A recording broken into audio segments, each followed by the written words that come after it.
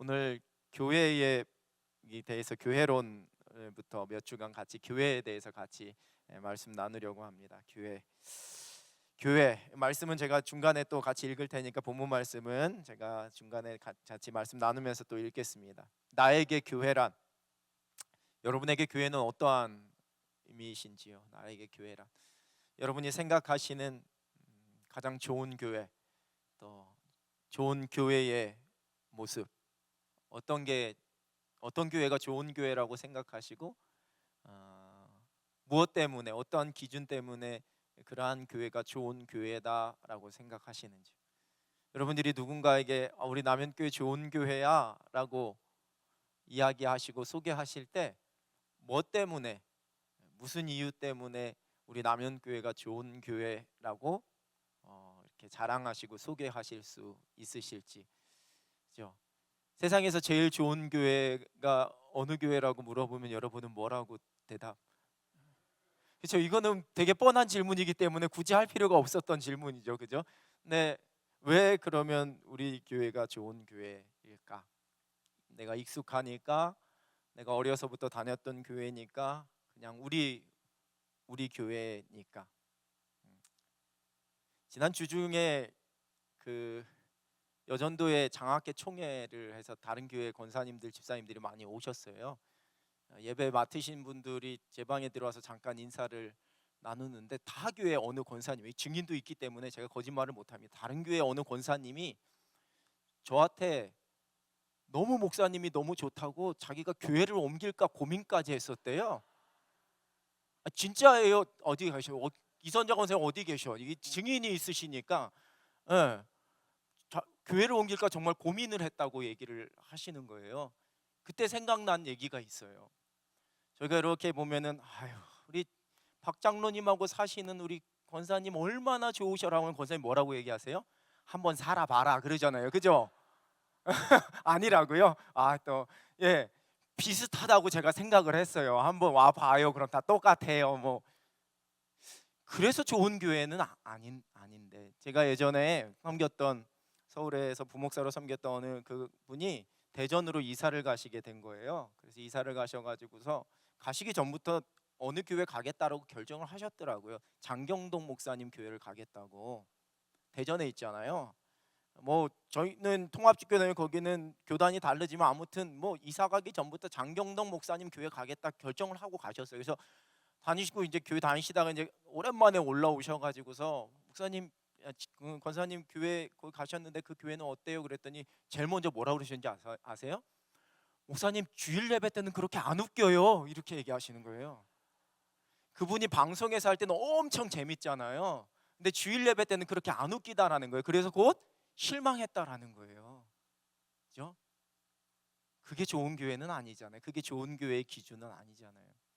여러분들은 어떤 교회가 좋은 교회, 또 우리 남현교회가 좋은 교회라고 얘기할 때 어떠한 기준을 가지고 얘기하시는지, 우리 한번 그러한 교회에 대해서 한번 고민해 보려고 하는데요. 필립 안시가 쓴 책 중에 교회 나의 고민 나의 사랑이라는 책이 있어요. 저도 아주 얇은 책인데 이 책을 여러 번 읽고 또 이 책의 제목을 볼 때마다 교회 나의 고민 나의 사랑. 이 땅에 세워진 교회가 모든 그리스도인들에게 하나의 고민이 될 수 있어요. 거룩한 고민이죠. 얼마나 더 아름답게 하나님 보시기에 기뻐하시는 모습으로 교회를 세워가야 할까? 나는 그 아름다운 교회 속에서 얼마나 아름다운 성도가 되어서 그 교회의 구성원들과 교회 공동체와 교회의 모습을 만들어 갈까? 교역자들이, 사역자들이 만들어가는 게 아니라 교회는 함께 그렇게 구성이 되어지고 지어져 가는 거잖아요. 그리고 나의 교회를 향한, 교회의 아픔을 향한, 교회의 부족함을 향한, 교회의 연약한 모습을 향한 나의 사랑, 그것을 내가 어떻게 교회를 사랑하고 교회를 내가 세워갈 것인가에 대한 그러한 사랑, 열정. 그래서 필립 얀시가 교회 나의 고민 나의 사랑이라는 제목으로 자신의 경험과 또 교회에서의 어떤 교회에 대한 자신들의 생각들을 이렇게 쭉 적어간 책이 있는데, 내용도 내용이지만 이 제목 자체가 이 제목 자체가 너무 생각할 때마다 묵상할 때마다 은혜가 되는 거예요. 교회 나의 고민, 나의 사랑. 교회란 대한예수교 장로회 총회헌법 제2장 7조는 이렇게 정의하고 있어요. 하나님이 만민 중에서 자기 백성을 택하여 그들로 무한하신 은혜와 지혜를 나타내신다. 이 무리가 하나님의 집이요 그리스도의 몸이며 성령의 전이다. 이 무리는 과거, 현재, 미래에 있는 성도들인데 이를 가리켜 거룩한 공회 곧 교회라 한다. 하나님이 하나님 백성을 택하셨고 그 하나님의 백성들에게 하나님의 은혜와 지혜를 보여주시는데 계속 보여주시겠어요? 그렇게 하나님께서 택하셔서 하나님의 은혜와 지혜를 나타내 주시는 사람들이 곧 하나님의 집이고 그리스도의 몸이고 성령의 전이고 이들이 곧 거룩한 공회 곧 교회라고 한다. 과거, 현재, 미래에 있는 모든 성도들, 그걸 교회라고 한다. 그러니까 우리가 성경에서 이야기하는 신학에서 이야기하는 교회는 우리가 생각하고 있는 이 교회, 남현교회라는 이 테두리를 넘어서는 더 넓은 의미라는 거예요. 하나님께 택함 받아서 하나님의 은혜와 사랑 가운데 하나님을 아버지라 고백하며 살아가고 있는, 함께 모여서 예배하는 모든 사람들, 과거, 현재, 미래의 모든 사람들, 그 모든 사람들이 다 교회라는 거예요. 총회헌법에서는 그 바로 다음 장에 지교회라는 개념을 이야기해요. 그 성도들이 모이는 장소를 지교회라고 한다. 그러니까 즉 지금 우리 남현교회처럼 이렇게 모이는, 우리끼리 모여서 우리가 지역사회 속에서 교회를 이루는 이건 지교회라고. 커다란 교회 공동체, 온 우주적 교회 공동체 안에 하나의 가지와 같은 수많은 지역, 수많은 곳에 수많은 교회들이 세워져 있는데 그것은 굳이 구분하자면 지교회라고 이야기한다. 물론 총회헌법에서는 교단이 총회가 있고 그 다음에 교단 총회가 있고 노회가 있고 그 아래에 있는 교회들을 지교회라고 그렇게 정의하는 건데, 그런데 교회는 우리가 생각하는 것 이상의 개념이에요. 그래서 우리가 보통 이제 교회에 대한 개념, 좋은 교회라고 이야기할 때는 우리의 지교회를 두고서 우리가 이야기를 하는 거죠. 디모데전서 3장 15절입니다. 만일 내가 지체하면 너로 하여금 하나님의 집에서 어떻게 행하여야 할지를 알게 하려 함이니 이 집은 살아계신 하나님의 교회요 진리의 기둥과 터니라. 하나님의 집, 하나님의 교회, 진리의 기둥과 터. 에베소서 1장 23절 교회는 그의 몸이니 만물 안에서 만물을 충만하게 하시는 이의 충만함이니라. 그래서 교회를 한마디로 정의하자면 하나님이 택하신 하나님의 백성들의 모임, 하나님께서 택하신 하나님의 백성들의 모임, 그게 바로 교회예요. 교회. 그래서 가정이 교회가 될 수 있는 이유는 남편과 아내와 자녀들이 하나님께 택함 받은 하나님의 백성들이기 때문에 그들이 함께 모이는 그곳이 교회가 될 수 있다라는 거죠. 두세 사람이 내 이름으로 모인 곳에 내가 그들 중에 있겠다라고 말씀하신 것도 하나님의 택하신 백성들이 함께 모여 있기 때문에 그곳이 바로 교회가 될 수 있다라는 거예요. 그게 바로 교회의 커다란 의미이고요. 이제 성경에서 이야기하는 그 개념으로서 교회의 정의들을 보면서 교회가 어떤 건지 우리가 함께 나눠보려고 하는데, 첫 번째는 헬라어로 교회를 에클레시아라고 이야기해요. 신약 성경에서도 이 에클레시아라는 표현을 썼는데 구약 성경에서는 선택된 하나님의 백성들을 나타내는 표현이었어요. 하나님께서 하나님의 백성들을 부르시고 그들을 구별하시고 그들을 택하셔서 하나님의 일을 행하시는 게 구약 성경의 역사예요. 노아, 세상의 죄악이 관영했을 때 하나님께서 노아를 선택하셔서 노아를 부르시고 노아에게 사명을 주시고 노아를 통해 하나님의 심판과 하나님의 구원의 일을 이루셨어요. 그 이후에 아브라함을 부르시잖아요. 아브라함을 선택하신 거예요. 수많은 사람 중에 아브라함을 선택하시고 아브라함을 부르셔서 아브라함을 통해 하나님의 일을 이루어 가시고 하나님의 백성들의 수를 많아지게 하셨다라는 거죠. 이스라엘 백성들이 애굽에 있을 때 애굽에 있는 이스라엘 백성들을 구별하시면서 10가지의 재앙과 마지막 장자의 죽음의 재앙을 통해 애굽에 있는 수많은 사람들 가운데 이스라엘 백성들만 딱 구별하셨어요. 그죠? 딱 구별하셨어요. 그들에게만 죽음의 그 심판이 임하지 않게끔 뛰어넘는다. 그래서 6월절이잖아요. 그 죽음 심판이 뛰어넘게 되어지는, 그래서 구별을 하신 거예요. 그 구별하시고 난 다음에 그들을 그 안에서 구별하셨을 뿐만 아니라 그들을 애굽에서 바깥으로 나오도록 출애굽하도록 만드셨어요. 광야의 그들을 뚝 떨어뜨리시고 난 다음에 광야에서 그들을 인도하시면서 그들이 어떻게 하나님의 백성답게 세워져 갈지 율법도 주시고 하나님 앞에 예배하는 법도 가르쳐 주시면서 다른 세상의 수많은 종족들, 수많은 사람들과는 구별하셔서 선택하셨어요. 그게 바로 뭐다? 교회라는 거예요. 하나님 앞에 선택받아서 하나님께 부름받고 선택받아서 하나님께서 구별하여서 하나님을 섬기도록 만들어 놓은 사람들, 그게 구약에서는 교회라는 거예요. 이게 이제 신약 시대에 이르러서는 부활하신 예수 그리스도를 주님이라 고백하는 성도들의 그 모임을 교회라고 부르기 시작했다라는 거예요. 그래서 헬라어의 에클레시아라는 거예요. 헬라어의 에클레시아는 에크라는 단어와 클레시아라는 단어가 합쳐져 있는 그러한 단어인데요. 에크는 영어의 out of예요. 그러니까 뭐뭐로부터 뭐뭐 밖으로, 세상으로부터 세상 밖으로, 뭐 이러한 의미가 있는 거고요. 클레시아는 칼레오라는 단어에서 파생된 단어인데, 칼레오는 영어의 콜이에요. 부르다, 선택하다, 부름받은 사람들, 선택받은 사람들의 그 모임. 그래서 에클레시아, 어떤 목적을 위해서 어딘가로부터 이렇게 불러낸, 세상으로부터 하나님께서 불러낸 사람들의 모임, 그래서 그게 에클레시아, 교회가 된다라는 거죠. 하나님께서 하나님의 목적을 위해 세상으로부터 불러내셔서 그리스도의 구원의 은혜를 붙잡고 있는, 그 언약을 붙잡고 있는 사람들이 함께 모이도록 한 공동체, 그게 바로 교회라는 거죠. 하나님의 부르심이 있어야지만 되고요. 그 하나님의 부르심에 대한 응답, 믿음으로 응답이 있어야지만 돼요. 하나님께서 아브라함을 부르셨는데 내가 안 가겠습니다 했으면 그 관계는 끝나는 거예요. 하나님께서 나를 하나님의 백성으로 부르셨는데 그 부르심 앞에 내가 믿음으로 응답하지 않으면 교회가 될 수 없다라는 거죠. 그러니까 하나님께서 부르시고 그 하나님의 부르심 앞에 우리가 믿음으로 응답하게 될 때, 그때 교회가 된다라는 거죠. 근데 중요한 것은 이 교회는 불러내는 것 자체가 목적은 아니에요. 불러내는 것 자체가, 그렇죠?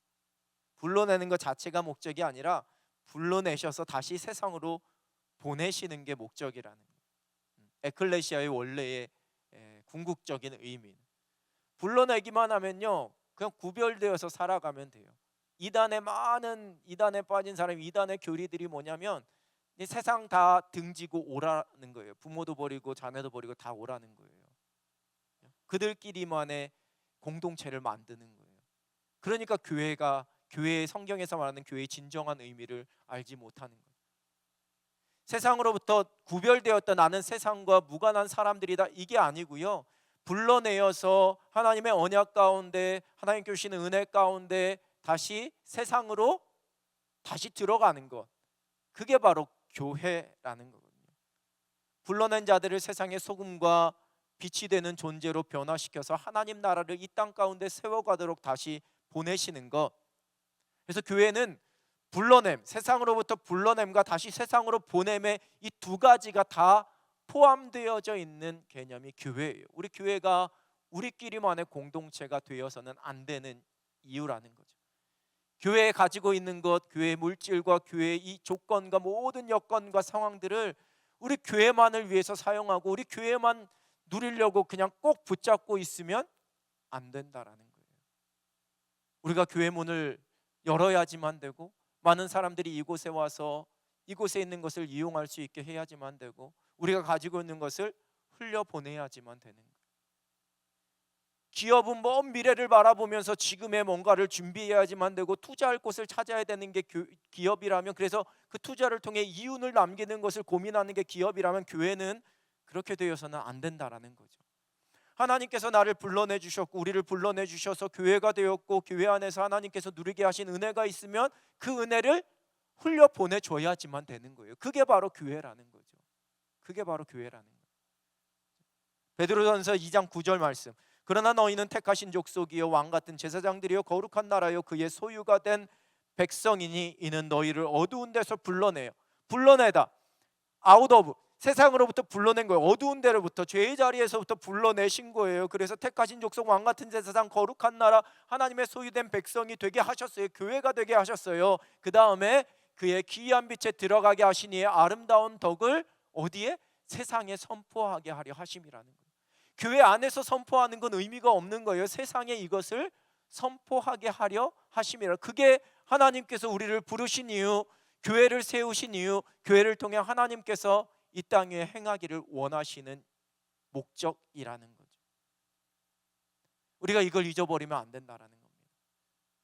우리 교회가 자꾸 흘려보내줘야지만 되는 이유, 거기로부터 우리가 받게 되어지는 보상이나 우리 교회에 무슨 유익이 있는데, 우리 교회 발전에, 우리 교회에 어떤 유익이 있는데, 이걸 고민하기 전에 하나님 나라의 유익이 있다면 우리가 아낌없이 마음껏 그걸 흘려보내줘야지만 된다라는 거죠.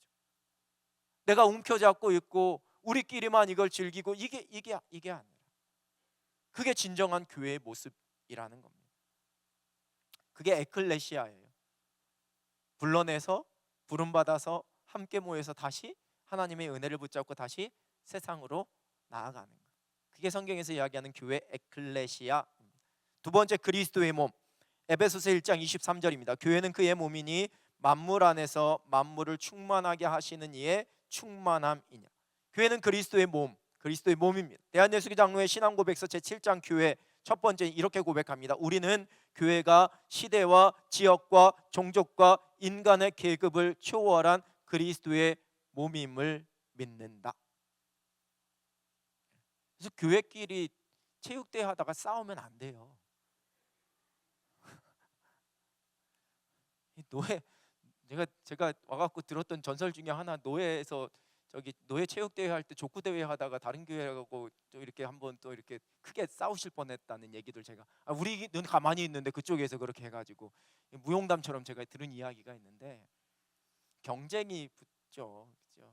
예, 경쟁이 붙어가지고 뭐 하면은 막 다른 교회보다 더 막 그래야지만 되고, 그게 무슨 유익이 있는데요. 예. 저는 막 그런 거 별로 막 욕심이나 이런 게 별로 없어가지고요. 그런데 그죠? 또 게임하면 무조건 이겨야지만 되는, 그죠? 예. 다른 교회 교역자들하고 축구했는데 지고 오면은 일주일 동안 당직세라고 하고 막 이러는 교회들. 그게 무슨 유익이 있는데요? 그게 한번 그냥 잠깐 기분 좋고 마는 거잖아요. 그냥 쿨하게 이렇게 했으면 되는 건데. 근데 이게 자꾸만 우리 교회 이렇게 자꾸 생각하게 되면은 소위 말하는 이게 우리만의 그냥 되게 고집적인 공동체가 되어버릴 수 있다라는 거예요. 그렇죠? 교회는 그리스도의 몸이라는 고백은 세상에 있는 모든 교회가 그리스도의 몸이라는 고백부터 시작해야지만 돼요. 우리 안에서뿐만 아니라, 우리 지교회인 남현교회 안에서뿐만 아니라 세상에 있는 모든 교회가 그리스도의 몸이라는.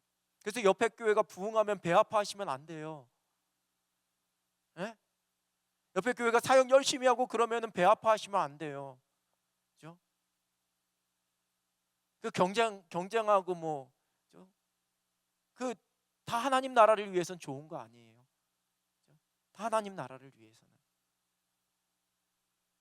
그리고 옆에 교회에서 자꾸 잘 다니는 교회 잘 다니고 있는데 우리 교회 오라고 자꾸만 꼬시는 것도 안 돼요. 그 왜요? 그거 왜 그렇게 하시는지 모르겠어요. 네. 하나님 나라를 위해서 전체 넓게 보면 다 그리스도의 몸이잖아요. 그리스도의 몸 안에서 각자 가지고 있는 역할이 있고 각자 가지고 있는 특성이 있고 그렇잖아요. 그렇죠? 저는 잘 맞지 않는 사람도 있어요. 나에게 맞지 않을 수 있잖아요. 그죠? 어떻게 다 한식만 좋아하고 어떻게 다 짜장면만 좋아하겠어요? 일식 좋아하는 사람들도 있고 분식 좋아하고 빵 좋아하는 사람들도 있잖아요. 빵 좋아하는데 맨날 왔더니 막 한식만 줘, 맨날 밥만 줘. 그러면 나는 빵 먹고 싶은데 왜 밥만 줘? 그러면 빵 주는 대로 갈 수밖에 없어요. 예? 가라는 얘기는 아니에요. 가시라는 얘기는 아니고요. 좀 고민하다가 그러면은 축복하고 저는 보내줄 수 있어요. 왜냐? 신앙생활 안 하는 게 아니고 본인이 더 하나님 더 깊이 만나고 더 깊이 예배하고 더 많이 헌신하고 싶어갖고 그러는데, 예. 담임 목사가 뭐 저래 이렇게 생각하실지 모르겠지만, 예. 저는 그러면은 갖고 막 무릎 꿇고 빌면서 제발 우리 교회 나와달라고 저는 그렇게 하지는 않을 거예요. 그런데 교회 안 다닌다고 하면은 제가 몇 날 며칠 그 집 앞에 가서 텐트 치고 제가 기다릴 수는 있어요. 그건 교회를 다녀야 되는 거니까. 너무 극단적인 얘기고요. 가시면 안 돼요. 제가 빵도 만들어 드릴 테니까 밥도 하고. 예, 우리가 너무 교회를 우리의 개념이 좀 넓어져야지만 된다라는 거예요. 그래서 모든 종족과 모든 계급과 모든 상황을 다 초월한 전체 그리스도의 몸으로서 우리가 교회를 생각해야지만 된다. 그리고 또한 이것은 교회가 그리스도의 몸이라는 것은 그리스도와 예수 그리스도가 갖는 유기적 관계, 그 우리 교회 안에서 모든 것이 그리스도를 향하여야지만 되고 그리스도를 위해야지만 되고 예수 그리스도의 다스리심과 예수 그리스도의 말씀대로 이루어져야지만 된다라는 것이 교회가 그리스도의 몸이라는 고백 속에 담겨져 있는 의미예요. 교회는 그리스도께 소속되며 그의 통치를 받는다라는 것을 의미합니다. 교회를 다스리시는 분은 오직 예수 그리스도 한 분이세요. 담임 목사도 교회를 다스리는 게 아니에요. 교회를 섬기는 거지. 당회도 교회를 다스리는 게 아니라 교회를 섬기는 거예요. 섬기는 거예요. 오직 교회를 다스리시는 분은 예수 그리스도 한 분이에요. 골로새서 1장 18절, 그는 몸인 교회의 머리시라. 그가 근본이시요 죽은 자들 가운데서 먼저 나신 이시니 이는 친히 만물의 으뜸이 되려 하심이. 절대로 담임 목사가 하고 싶어 하는 일을 위해서 교회가 존재하지 않아요.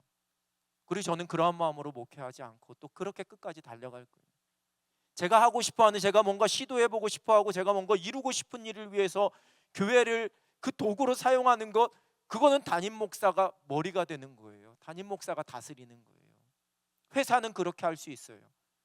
회사는 오너가 우리가 지금까지 음식 장사만, 음식에 대한 사업만 했는데, 야, 내년부터는 우리 한번 건축 관련된 일을 한번 해보자라고 오너가 하면 그냥 따라가는 거예요. 왜냐하면 거기 주인은 오너니까, 그 회장이니까. 그런데 교회는 결코 그렇지 않다라는 거예요. 하나님께서 저를 담임 목사로 세우신 이유는 잘 교회를 섬기라고 보내주신 거예요. 제가 가지고 있는 달란트와 하나님께서 저에게 주시는 비전을 함께 나누면서, 제가 제 비전을 이뤄가는 게 아니고요, 제 목회 비전을 이뤄가는데 여러분들이나 교회가 사용되어지는 게 아니고요, 저는 하나님께서 저에게 주신 우리 교회 공동체를 더 아름답게 세워가기 위해서 기도하는 가운데 하나님께서 저에게 주신 마음을 우리 장로님들과 성도님들과 함께 나누는 거고요, 그게 우리가 함께 달려가야지만 되는 비전이라고 함께 공유가 되어지면 우리가 함께 그 비전을 이뤄가는 거예요. 그게 교회지. 담임 목사가 무슨 목표를 세우고 난 다음에 우리 이렇게 합시다, 우리 교회 내년에 1000명 만듭시다. 하나님께서 기뻐하실 일인지 담임 목사가 기뻐할 일인지 구분하면서 우리가 교회를 세워가야지만 된다라는 거예요. 저는 하나님 앞에 늘 두렵고 떨림으로, 제가 이 교회의 주인이 아닌데, 담임 목사인 제가 교회에 다스리는 자 머리가 아닌데, 저는 저에게 주어져 있는 시간만큼 저에게 주어져 있는 능력과 그 한계 속에서 제게 주신 달란트 속에서 제가 열심으로 내서 그렇게 하나님 앞에 부끄럼 없이 헌신하는 것, 그게 저에게 주어진 저의 사명이에요. 제가 뭔가를 만들어가는 게 아니에요. 그래서 저는 당당하게 이야기해요. 누군가가 왜 담임 목사가 새로 바뀌고 했는데 우리 교회 막 1000명 2000명 안 되냐고, 어느 교회처럼. 그럼 그 목사님 데리고 왔어야죠. 아니, 담임 목사 바뀌어갖고 막 수많은 사람들이 구름대처럼 1000명 2000명씩 몰려올 것 같으면 그 목사를 데리고 왔어야지만 되는 거예요. 저를 기도하면서 데리고 왔으면 저하고 같이 그냥 걸어가시면 돼요. 지금이라도 뭐 그건 안 돼요. 지금이라도 뭐 고민하지 마시고요. 뭐 1000명 되는 게 중요해요. 2000명 되는 게 중요해요. 우리가 행복하게 건강하게 우리의 역할 감당하는 게, 그죠? 1000명 돼도 500명 교회가 하지 못하는 일이 있고요, 500명 교회도 1000명 교회가 못하는 일을 할 수도 있는 거예요. 하나님께서 맡겨주신 역할을 감당하는 거예요. 오직 교회의 머리는 예수 그리스도, 예수 그리스도의 다스리심, 예수 그리스도의 말씀대로만 세워져 가는 거예요. 두 번째, 생명체인 교회의 성장과 성숙을 위한 자영분은 그리스도에게서 나옵니다. 그게 바로 그리스도의 몸된 교회에 대한 고백이에요. 교회의 성장과 성숙을 위한 모든 자양분은 오직 예수 그리스도에게로부터 나온다라는 거예요. 교회는 그리스도를 통해 그리스도를 향하여서 살아가는 거예요. 다른 데서 은혜 받는 거 아니에요. 물론 내가 섬기면서도 은혜 받으실 수 있고요, 내가 공동체의 지체들로부터 함께 은혜 받을 수도 있고요, 위로받을 수도 있어요. 힘들고 어려운 일이 있을 때 누구 권사님이, 누구 집사님이, 구역 식구들이, 여전도의 식구들이 나에게 힘이 되고 위로가 될 수 있어요. 그런데 더 중요한 것은 그들을 통해 위로하시는 하나님의 사랑, 그 예수 그리스도의 은혜 때문에 내가 위로받는 것이지 그 사람 자체에서 위로받는 게 아니에요. 그렇게 되면 우리는 계모임이나 동창회 모임하고 별반 차이가 없어지게 되는 거거든요. 그렇죠? 우리는 우리 안에서 살아 역사하시는 예수 그리스도를 통해 서로에게 은혜를 주고 도전을 주고 위로를 주는 거예요. 내가 가지고 있는 위로가 가는 게 아니라 하나님께서 나를 통해서 그 위로를 내 사랑하는 동역자들에게 흘려 보내시는 거예요. 함께 예배하면서 그 예수 그리스도께서 주시는 그 은혜로 말미암아 내가 새로워지고, 내가 도전받고, 내가 하나님 앞에서 더 아름답게 성숙되게 지어져 가는 거예요. 그 모든 양분은 예수 그리스도에게로부터 나온다라는 거예요. 세 번째, 그리스도의 몸된 교회는 서로 지체로 연결되어 통일성을 이루며 서로를 지지하고 지원하면서 살아갑니다. 서로 지체로 하나가 되어서 한 몸이 되어서 함께 지지하고 격려하고 지원하면서. 우리 교회 성도님들이 참 좋으시고 착하시다라는 이야기를 새 가족들로부터 많이 들어요. 얼마나 감사한지 몰라요. 얼마나 감사한지 몰라요. 어느 누가 와도 우리 청년 공동체 보면서 또 그런 생각을, 요즘 청년 공동체에 이제 새로운 청년들도 많이 오고 좀 이제 다양한 청년들도 많이 오고 좀 신체적인 어려움을 가지고 있는 청년들도 많이 오고, 근데 그 청년들이 다 감당하더라고요. 함께 옆에 도와주면서. 제가 그래서 우리 청년들 진짜 착하다라는 얘기를 수없이 많이 했어요. 우리 청년부 교육자에게도 그렇고, 우리 청년들에게도 그렇고, 청년들 임원들 만났을 때도 그렇고. 저는 그게 우리 어른 세대들로부터 자연스럽게 배운 그런 모습이 아닐까. 어떤 사람이 오더라도, 어떤 모난 사람이 오더라도 우리가 지지하고 지원하고 격려해 줄 수 있어야지만 된다는. 물론 그렇다고 해서 우리가 뒷담화가 없는 건 아니에요. 제가 다 알고 있어요. 그게 없으면 또 재미가 없잖아요. 또 그런 게 있으셔야지 재미가 있으시지. 그럼에도 불구하고 그렇게 내가 누군가에게 나오고 다루고 조금 힘들고 감당하기 어려운 사람하고 그렇게 잘 사랑으로 보듬혀주고 하면서도 그 받았던 걸 또 친한 친구, 근데 조금 힘들긴 힘들어라고 얘기하면서, 그렇지만 또 뒤돌아서 그 사람에게는 또 품어주는 거. 그 정도는 하나님께서 다 너그럽게 다 이해해 주시는 정도예요. 그게 파당이 되고 그래서 막 따돌림이 되어지고 이렇게 되어지는 순간 그리스도의 몸으로서의 교회의 모습이 무너질 수밖에 없다라는 거죠. 그게 바로 그리스도의 몸된 교회의 모습이라는 거예요. 머리는 예수 그리스도예요. 막 어떤 이제 이벤트 같은 거 뭐라고 그래요? 이게 예전에 한참 무엇에 물든 부족한 기독교라는 책 시리즈가 나온 적이 있어요. 돌아가신 오카는 목사님의 아들 중 하나가 썼던, 마케팅에 물든 부족한 기독교, 뭐 이런 책도 있었어요. 이제 정말 이 빠른 분들이 계세요. 그런데 마케팅 막 이렇게 소위 일종의 말하는 이렇게 일으키고 막 붐업하고 이렇게 하는, 열매가 좋은 경우도 많이 있어요. 그래서 성장하고 쭉 가는. 그런데 성장하고 난 다음에 몇 년이 지나고 몇 세대가 지나고 한 세대가 지나고 난 다음에 힘들어지고 어려워졌던 교회도 많았어요. 우리 한국 교회 역사 속에서도 여러 교회를 찾아볼 수 있어요. 우리 그거에 대한 고민과 깨어 있음이 또 분별함이 필요해요. 교회가요, 일종의 조직이에요. 교회도 조직이고요. 사람들이 모여 있어요. 사람들이 모여 있어요. 그리고 똑같이 세상에 있는 수많은 조직들처럼 인적 자원과 물적 자원과 이 모든 것들이 교회를 운영하는 데 필요해요. 그런데 예수 그리스도의 그 은혜와 예수 그리스도로부터 나오는 그 다스림을 의지하지 아니하고 교회 안에 있는 인적 자원, 물적인 자원, 그리고 교회 안에 있는 탁월한 누군가의 좋은 아이디어와 그 열정만을 가지고 교회를 세워나가면 부흥할 수 있어요. 그런데 그게 얼마나 오랫동안 그 부흥의 은혜를 통해 하나님께서 기뻐하시는 열매를 맺을 수 있을지 없을지에 대한 부분은 자신 있게 이야기할 수 없다라는 거예요. 우리가 그걸 잘 분별해야지만 돼요. 교회는 세상의 조직과 다르다라는 거예요. 세상의 조직과 다르다라는 거예요. 예수 그리스도의 몸이라는 것을 우리가 기억해야지만 돼요. 예수 그리스도의 몸이라는. 세 번째, 성령의 전입니다. 그리스도는 교회의 머리이시기에 교회 안에 현존하십니다. 이 현존은 육체적인 현존이 아니라 영적인 현존인데 바로 성령을 통해서 교회 안에 지금 함께 하고 계신다. 그래서 교회는 곧 성령의 전이라는. 고린도전서 6장 19절, 너희 몸은 너희가 하나님께로부터 받은 바 너희 가운데 계신 성령의 전인 줄을 알지 못하느냐? 너희는 너희 자신의 것이 아니라. 에베소서 2장 21, 너희도 성령 안에서 하나님이 거하실 처소가 되기 위하여 그리스도 예수 안에서 함께 지어져 가느니라. 건물이 아니라, 지어진 건물이 아니라 성령께서 함께 하시는 그곳이 교회임을, 성령께서 다스리시고 성령께서 이끄시고 성령께서 역사하시는 그곳이 바로 교회라는 사실을, 그리스도가 중심이 되는 그 사실을 다시 한번 성경에서 강조하는 게 교회는 곧 성령의 전이다라는 말씀이에요. 네 번째, 그리스도의 신부. 신약에서 교회는 그리스도의 신부라고 표현되어져요. 고린도후서 11장 2절, 내가 하나님의 열심으로 너희를 위하여 열심을 내노니 내가 너희를 정결한 처녀로 한 남편인 그리스도께 드리려고 중매함이로다.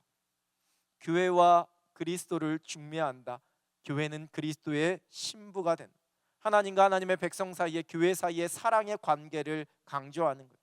그리스도께서 남편이 되셔서 교회를 무조건 사랑하시고 그 사랑에 대한 응답으로 교회는 그리스도께 헌신하고 그리스도께 충성하고 그리스도께 순결함으로 그렇게 모든 일을 감당해야지만 되는 의무가 있다라는, 남편과 아내 사이에 지켜줘야지만 되는 의무와 서로를 향한 책임처럼 그렇게 우리가 예수 그리스도께 그러한 모습으로 교회가 세워져 가야지만 된다라는 거예요.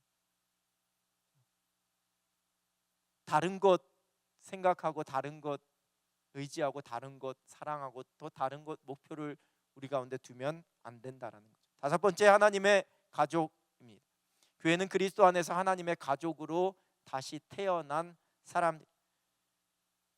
그리스도를 통해 우리가 하나님의 자녀로 입양되었어요. 하나님을 우리가 아버지라 고백하는 사람들이 되었고 그 하나님을 아버지라 고백하는 사람들이 함께 한 공동체 교회를 이루게 되었어요. 그렇기 때문에 한 아버지 아래에 있는 영적인 가족, 하나님의 가족이라는 겁니다. 제가 늘 나면 가족이라는 표현을 쓰는 이유가 그렇습니다. 우리가 그냥 공동체이기 때문에 서로 그냥 뭐 함께 사랑하는 관계이고 서로 지지하고 잘 아는 관계이기 때문에 그래서 남연 가족이 아니라 우리는 함께 한 아버지, 하나님 아버지를 고백하는 한 형제 자매이기 때문에 우리가 남연 가족 공동체가 된 거라는. 그래서 교회는 가정 같아져야지만 되고 가정은 교회 같아져야지만 되는 거예요. 가정 같은 교회, 교회 같은 가정. 이는 우리가 하나님 아버지를 우리의 아버지라 고백하는, 하나님을 우리의 아버지라 고백한다라는 우리의 신분에 대한 고백뿐만 아니라 서로가 서로를 향하여서 가지고 있어야지만 되는 고백과 책임까지도 포함되어져 있는 그러한 고백이에요. 가족으로서, 남편과 아내로서, 부모와 자녀로서, 형제 자매로서의 서로에 대한 책임이 우리 속에 있어야지만 된다라는 거예요. 갈라디아서 2장 3장 28절, 너희는 유대인이나 헬라인이나 종이나 자유인이나 남자나 여자나 다 그리스도 예수 안에서 하나인. 인종으로도 신분으로도 남자와 여자 성별로도 어떠한 것으로도 차별받을 수 없고 그 하나됨이 깨어질 수 없다라는 거예요. 에베소서 2장 19절, 그러므로 이제부터 너희는 외인도 아니요 나그네도 아니요 오직 성도들과 동일한 시민이요 하나님의 권속이라. 하나님 안에 있는 하나님께 속한 가족이라는 거예요.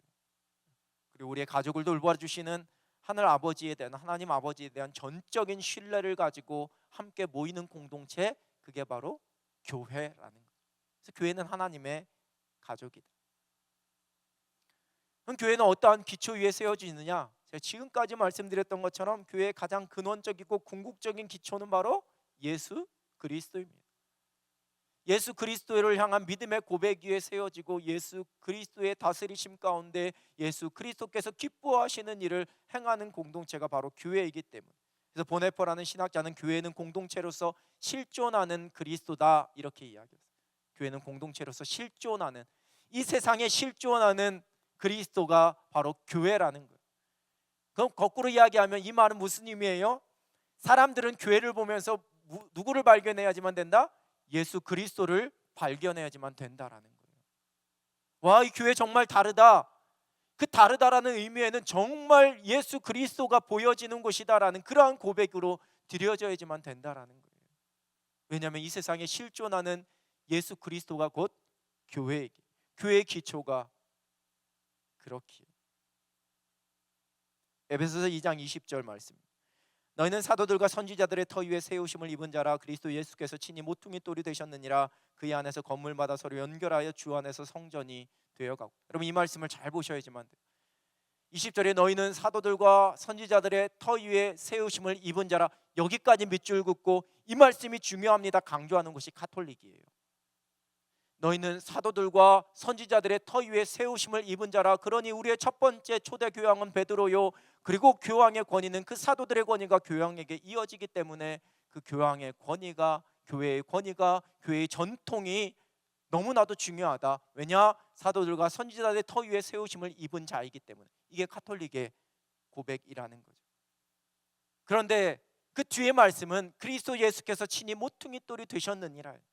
그래서 저 위의 말씀은 사도들 자체, 그 사도들의 인격을 말하는 것이 아니라 사도들이 전한, 예수 그리스도께서 사도들에게 맡기셔서 사도들이 전한 십자가 복음의 고백 위에 세워진 것이 바로 교회고, 그 복음의 고백 위에서 예수 그리스도가 모퉁이 돌이 되셔서 오직 그리스도에 의해 다스림 받고 성경에 의해, 말씀에 의해 다스림 받는 것이 교회다라는 고백, 그 고백을 외친 사람들이 종교개혁자들이고, 그 종교개혁의 전통을 이어받는 게 바로 개혁교회, 우리가 지금 믿는 개신교회라는 거예요. 여전히 가톨릭교회는 사도들과 선지자들이 터 위에 세우심을 입은 자라, 저 말씀에 밑줄 긋고 저 말씀만 붙잡고 있는 거예요. 사도들의 인격이 아니라 사도들이 전한 복음 메시지 위에 세워진 거예요. 교황 중심이 아니라 성경 중심이고, 교황이 머리가 아니라 예수 그리스도가 머리라는 거죠. 그게 바로 교회예요. 그게 바로 교회예요. 예수님께서 십자가에서 세상의 모든 구원을 선포해 주셨고, 그 구원의 이 은혜가 세상에 있는 모든 사람들에게 선포되고, 그리고 모든 사람들이 살아계신 하나님께로 돌아오기를 바라시는 그 하나님의 마음을 이루어가는 공동체, 그것을 위해서 그 선지자들과 그 사도들의 전한 복음의 메시지 위에 하나님께서 이 땅에 세워주신 아름다운 공동체, 그게 바로 교회라는 거죠. 그래서 교회는 예수 그리스도가 기초라는 겁니다. 예수 그리스도가 기초기에 어떠한 것에 의해서도 다른 어떤 이 근거와 기초를 두지 않는다라는 거예요. 교회 안에 정치가 들어올 수 없고, 교회 안에 이념이 들어올 수 없고, 교회 안에 다른 국가의 권력도 들어올 수 없는 이유예요. 우리의 신념이 아니라 교회의 주인은 예수 그리스도이기 때문에 세상의 그 어떤 것도, 예수 그리스도 외에 그 어떤 것도 교회를 다스리는 준거나 기준이 될 수 없다라는 거예요. 세상의 어떤 정치적 이념도 교회를 다스리는 기초가 될 수는 없다라는 거죠. 교회에서 이루어지는 모든 말씀과 교육과 봉사와 사명은 예수 그리스도와 연결되어지고 예수 그리스도께서 원하시는 방식대로 되어야지만 된다라는 거예요. 되어야지만 된다. 편법을 쓸 수도 있어요. 그런데 그게 그리스도께서 원하시는 방법이 아니면 우리는 쓰지 말아야지만 돼요. 교회는. 교회는. 왜냐? 기초가 예수 그리스도이기 때문에. 사람이 만들어낸 공동체고 사람이 만들어내는 조직이라면 얼마든지 그럴 수 있을 거예요. 그죠? 기업은 어느 정도 적당한 선에서, 그죠? 그런데 교회 공동체는 그럴 수 없다라는 거예요. 교회 안에 세워져 있는 모든 우리의 조직들은, 교회 안에서 감당하는 모든 우리의 사명은 오직 예수 그리스도께 기초를 두고 예수 그리스도께서 원하시는 방법대로 우리가 세워져 가야지만 된다라는 거죠. 그래서 어떻게 보면 되게 간단하고 단순해요. 우리의 재정을 사용하는 원칙도, 우리가 사역하는 방향과 원칙도 어떻게 보면 단순해요. 기초 대신 예수 그리스도, 그 말씀이 어떻게 이야기하고 있는지만 찾으면 된다라는 거죠. 그리고 우리의 목적은 오직 예수 그리스도, 그렇죠? 오직 예수 그리스도가 우리의 목적이에요. 주님께서 기뻐하시는 일, 주님께서 원하시는 거룩한 복음의 사명, 하나님 나라. 교회가 지금 잘 세워져 가고 있느냐 그렇지 않느냐도 간단해요. 그 판단하는 척도는 예수 그리스도예요. 예수 그리스도께서 원하시는 방법으로 우리의 모든 일들이 이루어져 가고 있는지, 지금 그렇게 교회가 세워져 가고 있는지가 모든 것의 판단의 척도가 되는 거예요. 시대적 상황이 기준이 아니라는 거예요.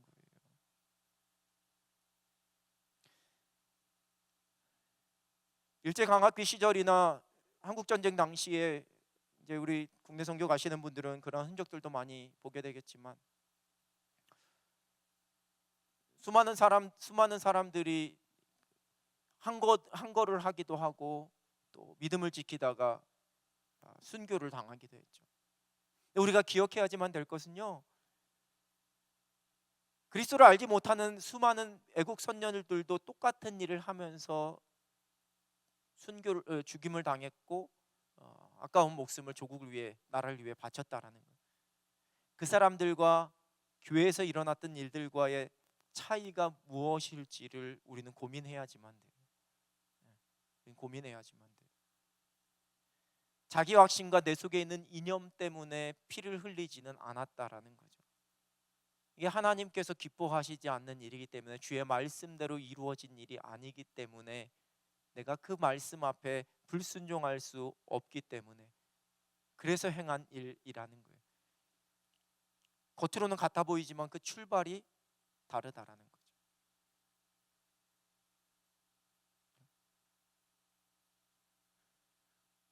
우리나라에 이 기역자 모양으로 된 교회가 두 개가 남아 있어요. 익산에 하나 있고 김제에 하나 있어요. 김제에 있는 교회는 합동축교단이고, 익산에 있는 교회는 저희 교단 통합축교단이에요. 익산의 두동교회, 김제의 금산교회. 근데 약간 달라요. 김제에 있는 교회가 더 먼저 세워졌어요. 더 먼저 세워져서 남자들 앉는 쪽이 더 길어요. 그리고 들어가는 출구도 남자들 앉는 쪽에 있어요. 목사들 들어가는 출구. 근데 익산에 세워진 교회는 이쪽 양쪽이 크기가 똑같아요. 한 20년 뒤에 세워졌다고 해서 크기가 똑같아요. 그리고 들어가는 문도 양쪽으로 다 있어요. 김제에 있는 교회보다는 조금 더 남녀 평등에 더 가까워진 교회예요. 정말 신기하다 이게 아니고, 그때 그 당시에 복음을 들었던 사람들, 그리고 교회를 세웠던 사람들의 처절한 고민이 그 속에서 우리는 발견해야지만 돼요. 그 교회를 세워나가는 사람들의 고민. 문화이기 때문에 당시 사회적 풍조이기 때문에 이걸 무시할 수는 없는 거예요. 그런데 그리스도 안에서 모든 사람이 성별이나 계급이나 신분이나 이것에 의해서 차별받아서는 안 된다는 게 하나님의 말씀이에요. 교회는 예수 그리스도의 기초 위에 세워져야지만 돼요. 그 고민과 그 엄청난 번민 속에서 세운 교회가 바로 그런 모양의 교회거든요. 그 사람들의 마음을 달랠 수 있지만 또한 그리스도 안에서 그 하나됨의 평등의 그 말씀을 실천할 수 있기 때문에, 동일한 원리로 세계 모든 역사 속에서 인종과 계급의 차이가 있었던 사회 속에 오직 그게 다 깨뜨려진 건 십자가 복음이 선포되고 들어갔을 때 그 모든 것들이 다 깨지게 되었어요.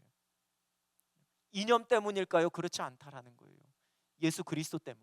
예수 그리스도께서 그렇게 말씀하셨고, 예수 그리스도께서 세상의 모든 사람들을 차별 없이 사랑하셨고, 교회가 그렇게 해야지만 되기 때문.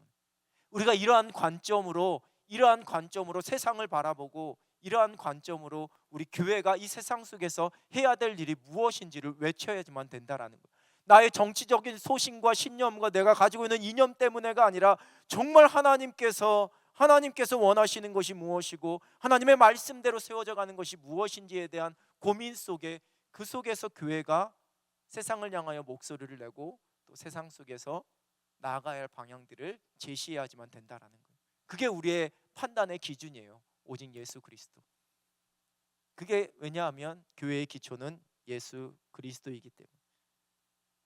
그래서 교회는 예수 그리스도의 다시 오실 것을 소망하면서, 제가 늘 이미와 아직 사이 말씀드렸잖아요. 이미 예수 그리스도께서 이 땅에 오셔서 구원의 은혜를 선포하셨고, 아직 예수 그리스도께서 오시지 않았기에 다시 오실 그날을 기다리면서 이 땅에서 우리에게 맡겨주신 사명과 하나님 나라의 일을 감당하며 살아가는 사람이 바로 저와 여러분이고, 그 모임이 바로 교회 공동체라는 것.